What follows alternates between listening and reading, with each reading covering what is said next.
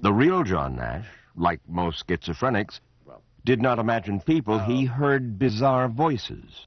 Did aliens speak to you? When I began to hear voices, I thought of the voices as from something of that sort. Mm-hmm. What would they say to you? Well, you see, it's really my subconscious talking. It was really that, and of course, I know that now. By 1958, John Nash seemed to have it all. A beautiful wife, a remarkable career. But shortly after his 30th birthday that same year, the same year Fortune magazine named him one of the country's mathematical stars, it all began to fall apart.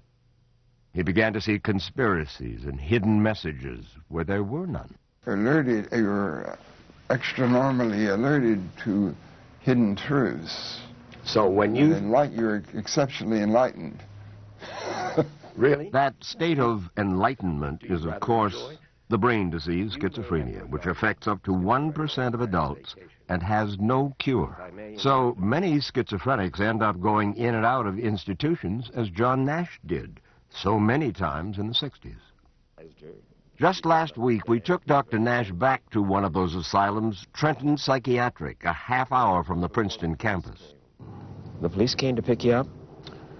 Well, that's the typical procedure. You later called it torture. Well, I began to think of myself as being treated like an animal. Brilliant, creative, abrasive. And here I see him wandering the town as a homeless person, very often like a zombie. I think perhaps after he'd had insulin shock treatments, he really was like a zombie. Wabel reported back to Stockholm that this man, who had changed the face of economics in his 20s, deserved the Nobel regardless of his mental status. Did you know at that time that they were considering you for the Nobel? No, I didn't have any thoughts of that type. He was looking at you. He was scouting you. They were afraid that you might do something, quote, crazy.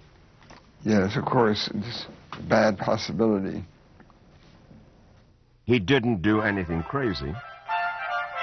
And in 1994, Dr. Nash was awarded the Nobel Prize in Economics, which his friend Kuhn wrote about years later. Recognition, you write, is a cure for many ills. Absolutely. John was a person who wouldn't beat your eyes. After the prize, he was a changed man. People would greet him on the streets of Princeton. He would react and answer. It just made the difference. And it continues. Continues, of course, with the Oscar-nominated film version of his life starring Russell Crowe. Russell Crowe played you in the film. Would he have been your choice to play you? No, I guess not. Correct me if I'm wrong, but you had the notion that maybe Tom Cruise would be the right guy. No, that was their idea. I said, no. He's associated with these action movies, and he's rather short. Another quarter went to his and Alicia's son, Johnny, who shares more than just a name with his father. He also shares a talent for math. Johnny earned his own Ph.D. in 1985, and, like his father, he suffers from schizophrenia.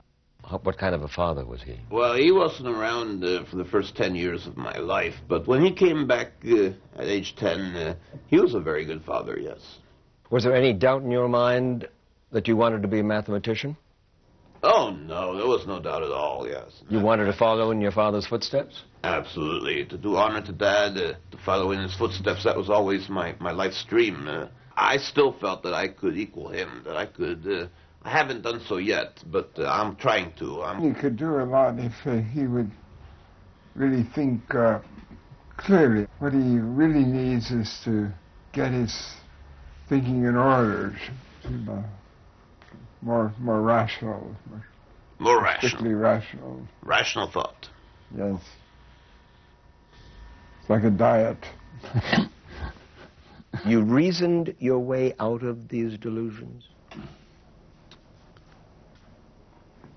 I became disillusioned with some of the delusions.